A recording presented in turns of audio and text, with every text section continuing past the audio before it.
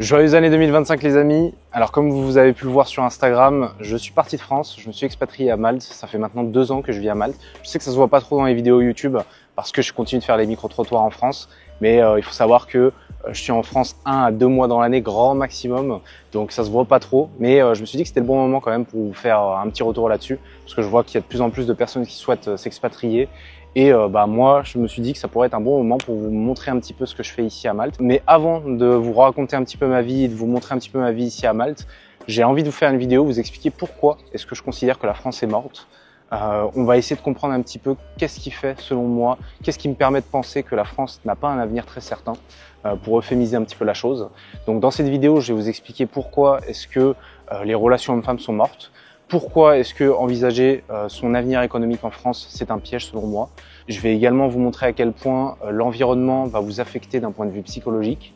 Donc on va voir un petit peu tout ça dans cette vidéo. Donc ce que je vous propose, c'est qu'on retourne en France pour discuter de tout ça. J'aimerais avoir ton avis sur l'insécurité à Paris. Est-ce qu'en tant que femme, c'était déjà arrivé de vivre des expériences un peu douteuses en région parisienne? Oui. Oui, clairement, ça me concerne.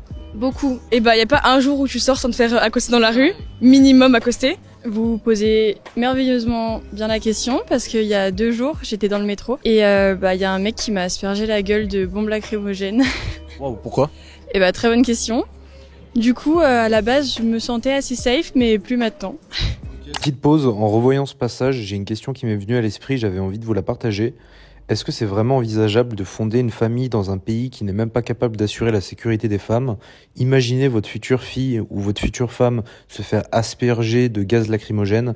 Imaginez vivre dans une détresse permanente chaque fois qu'elle sorte le soir, en sachant qu'elle pourrait faire face au pire.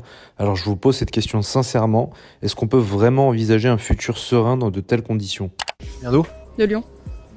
Lyon, c'est pareil ou Lyon, c'est pas très safe non plus. Honnêtement, comparé à Paris, c'est un peu la même chose. C'est pas mieux. Bon, du coup, comment ça s'est passé après? Tu t'es fait voler? Il y a des gens qui t'ont aidé? Ouais, il y a une personne qui m'a aidé. Il y a les pompiers qui sont arrivés. Après, il y a la police. Et ensuite, je suis allée porter plainte. Classique. Voilà. Est-ce que tu penses que c'est propre à la France et qu'on gère mal l'insécurité? Ou est-ce que tu penses que, je sais pas moi, en Pologne, il y a la même chose? Je pense que dans plusieurs pays, l'insécurité est pas folle. Après, personnellement, j'ai été pendant 6 mois en Croatie et j'ai pu voir que c'était un pays beaucoup plus safe. Enfin, je pouvais rentrer le soir. Il y avait pas de problème. J'étais toute seule. Il y avait pas de soucis. Donc, je pense que oui, c'est un peu spécifique à la France quand même. Oui, clairement, ça me concerne, ça concerne tout le monde. Ça m'est arrivé plusieurs fois, mais là, ce qui me vient en tête, c'est une fois dans le train, rentrant du travail. Je travaillais à Metz à l'époque. Quelqu'un qui était assis dans le siège derrière moi et qui a posé sa main sur ma cuisse. Et voilà, c'est assez traumatisant comme expérience en fait, on se rend pas forcément compte. Est-ce que tu penses que cette insécurité qu'on peut avoir en France, elle est spécifique à la France, ou tu penses que dans d'autres pays, ça peut être l'Europe de l'Est ou dans des pays asiatiques, c'est géré de la même façon? Il y a beaucoup de personnes qui disent que par exemple au Japon, ça n'existe pas, ce genre de choses. Alors moi, je vais pas pouvoir parler d'aussi loin, mais j'ai vécu à Berlin pendant plusieurs mois et je me suis sentie beaucoup plus en sécurité. Je me dis mais jamais rien arrivé. Et surtout même il y a un truc dont on parle pas forcément beaucoup, mais c'est les regards.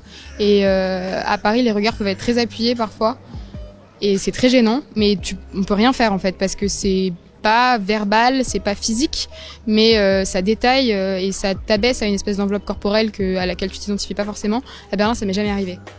Alors moi j'habite pas à Paris, j'habite plus dans le sud, mais c'est vrai que on a tout le temps peur, nous les filles, mais en général on est en groupe donc ça va. Mais quand on est seul, c'est vrai que ça arrive pas qu'on se prenne pas de réflexion ou des choses comme ça. Et où dans le sud? À Cannes. Beaucoup. Quand je suis seule, surtout quand je suis avec d'autres personnes, même si ça va être des femmes, je vais me sentir accompagnée, donc ça va aller mieux. Quand je suis seule, même si ça va être des zones qui sont pas dans la ville, parfois je cours. Je sais que je vais pas aller courir de nuit, même quand c'est dans ma petite ville du sud et où il y a personne, où on connaît quasiment tout le monde. Je sais que je vais être seule dans les rues, je me dis il fait nuit, il y a personne dans les rues justement, je vais pas y aller. Quand je rentre de soirée seule, pareil. Ouais, gros sentiment d'insécurité. Okay, tu penses que c'est un sentiment ou c'est basé sur des faits réels? C'est pas un sentiment. Alors moi ce sera un sentiment parce qu'il m'est jamais rien arrivé, je touche du bois mais il m'est jamais rien arrivé. Mais il arrive tellement de choses et on en parle tellement peu que non, ce sera pas un sentiment.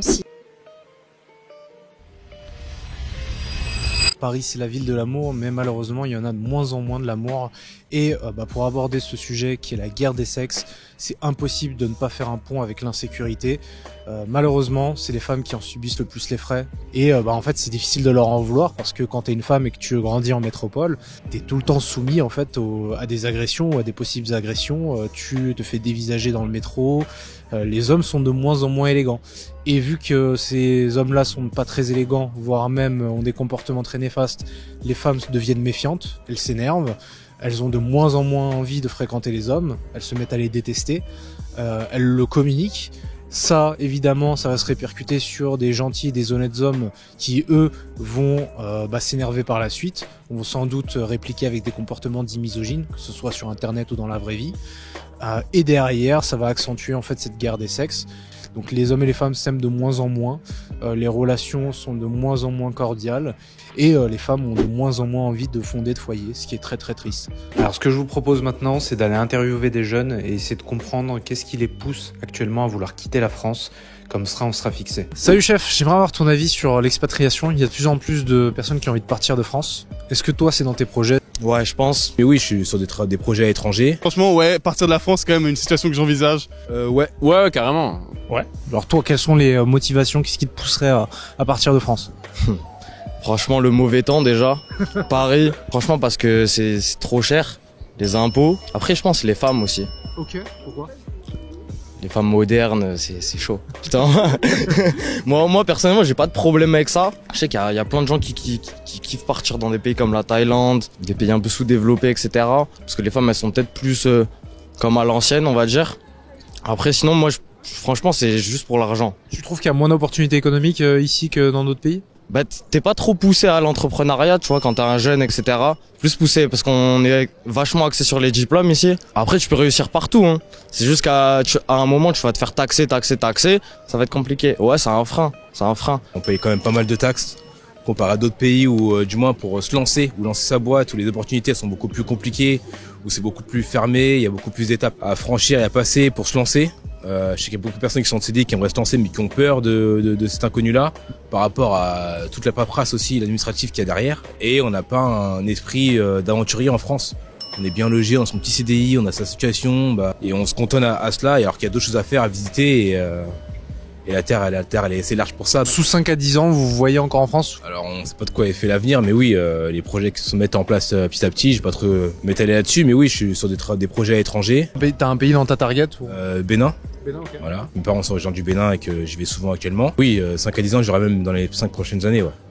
Ça serait l'objectif. Question économique et question mode de vie, je pense. C'est dur de vivre en France et à Paris, la vie est chère. Ouais, de plus en plus.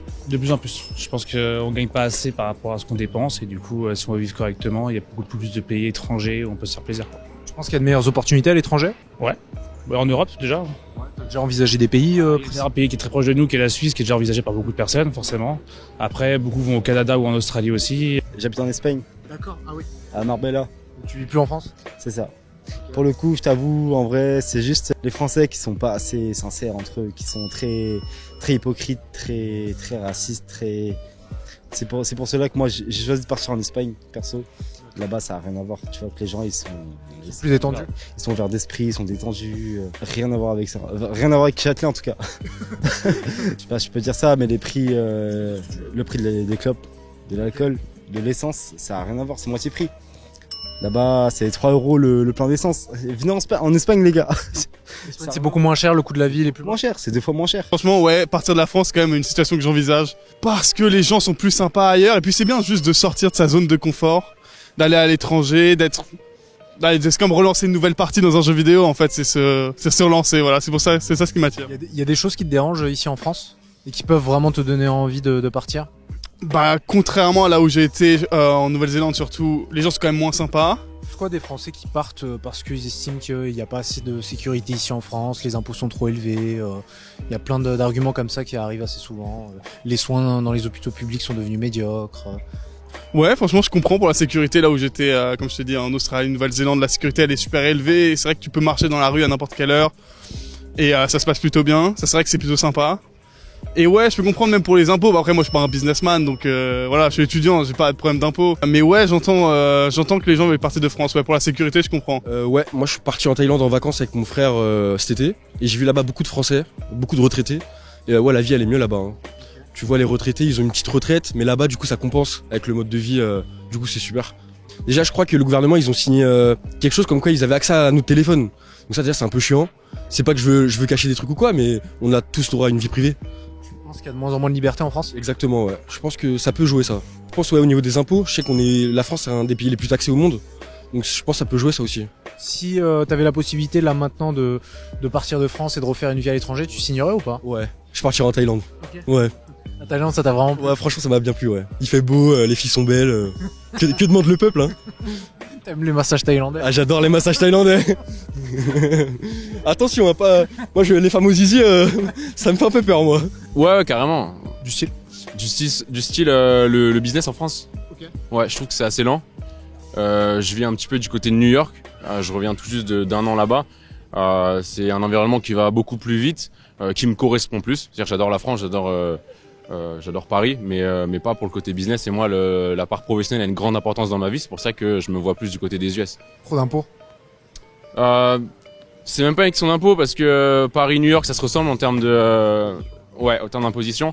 En revanche, en termes de mentalité, Paris, si j'ai envie de lancer un business avec des gens, on va réfléchir 6 mois, 1 an, 2 ans, et ensuite lancer quelque chose, mais on sait même pas si ça va marcher. Aux US, c'est l'inverse. Quand je parle des US, je parle particulièrement de New York. On va avoir une idée aujourd'hui, toi et moi, on peut se rencontrer là. Demain, on lance un business. Après-demain, ça marche pas, et on avise. Et ça, c'est un truc qui me ressemble plus, test and learn.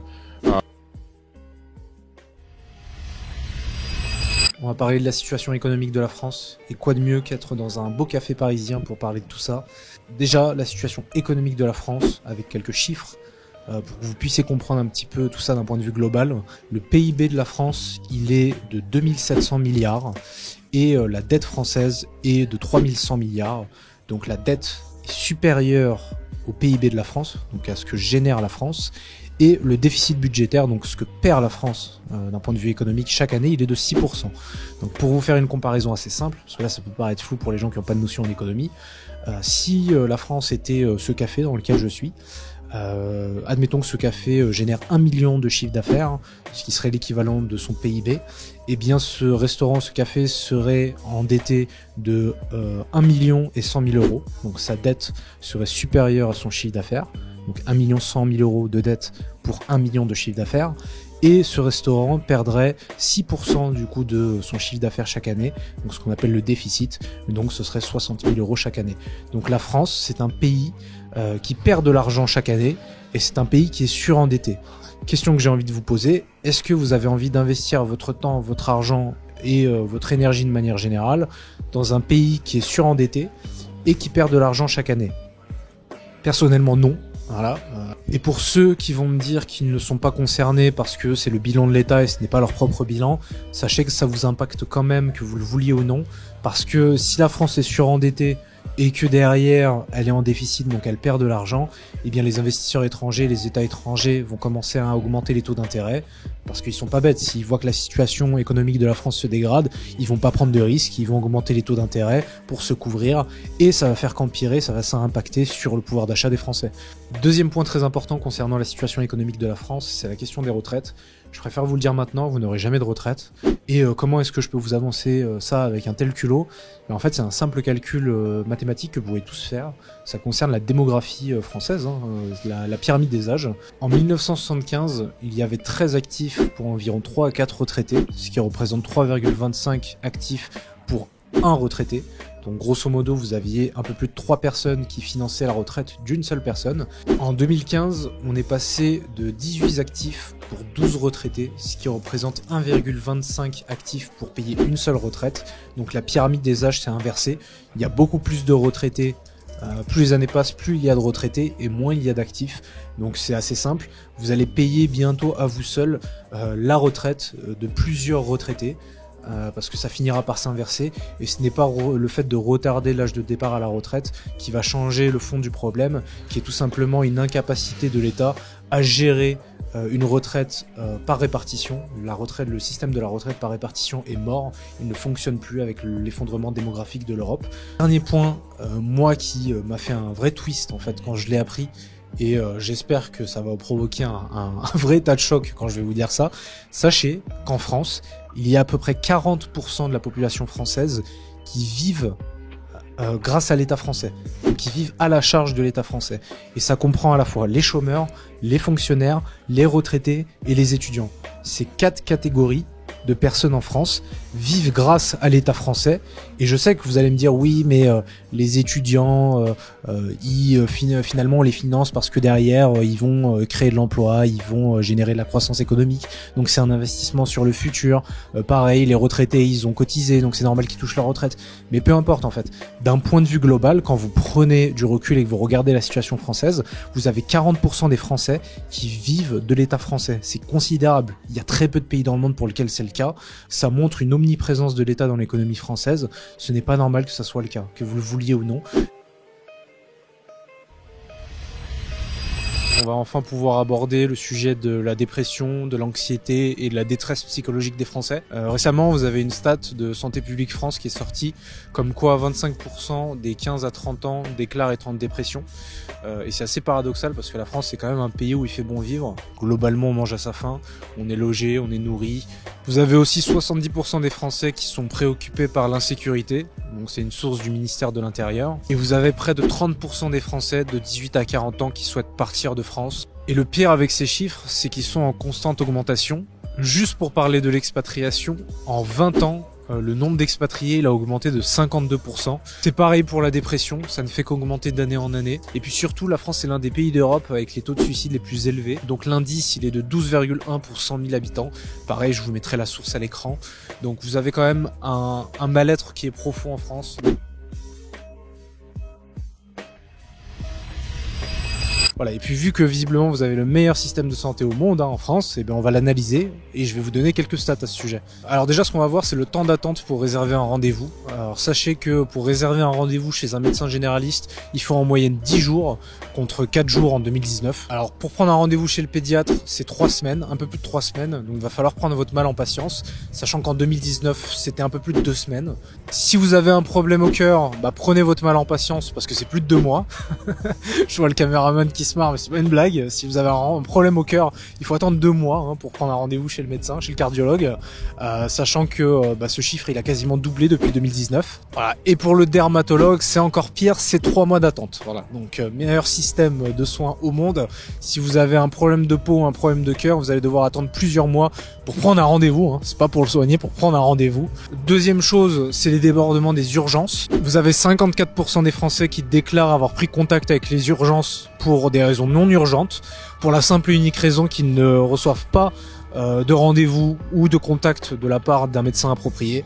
Donc pour vous dire à quel point les gens sont tellement en détresse, ils ne peuvent même pas réserver de rendez-vous avec un médecin, donc ils sont obligés d'appeler les urgences. Et le temps moyen passé aux urgences, il est passé à plus de 9 heures contre 6 à 7 heures en 2019. Sachant que dans certaines régions de France, le temps d'attente il est quasiment de 70 heures. Je sais pas si vous vous rendez compte, vous êtes aux urgences, donc c'est pour quelque chose qui est caractérisé comme étant très grave. Peut-être que votre vie en dépend. Dans certaines régions de France, vous devez attendre 70 heures pour être pris en charge. 70 heures, je sais pas si vous imaginez. Vous avez aussi 50 hôpitaux en France qui sont en fermeture partielle pour manque de personnel ou manque de moyens.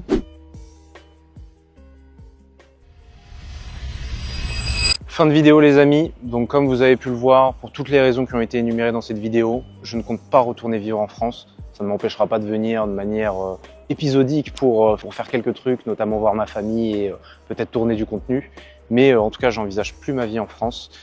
Je sais que beaucoup de personnes y songent à partir de France. Donc ce que je vous propose, c'est de vous expliquer en détail comment est-ce que je me suis expatrié.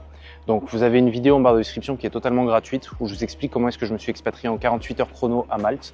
Et la semaine prochaine, donc suite à cette vidéo-là, je publierai une nouvelle vidéo YouTube où je vais vous montrer un petit peu mon lifestyle ici.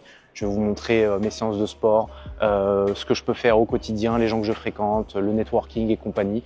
Donc comme ça, je vais vous introduire un petit peu plus à Malte et vous allez voir à quoi ça ressemble. Et je pense même que par la suite, on va partir sur une petite série de vlogs. Donc voilà, si jamais vous voulez savoir comment est-ce que je me suis expatrié en 48 heures chrono à Malte, vidéo en barre de description. Et sinon, on se dit à la semaine prochaine pour une nouvelle vidéo. Je vais vous montrer un petit peu toute ma vie ici à Malte. Donc comme vous pouvez le voir, là, on est en plein mois de janvier. Limite si j'ai pas envie de me mettre torse nu là parce qu'il commence à faire trop chaud, j'ai le soleil qui me tape dessus. Donc voilà, on se dit à la semaine prochaine, je vais vous montrer un petit peu tout ça. C'était le Ryan, ciao.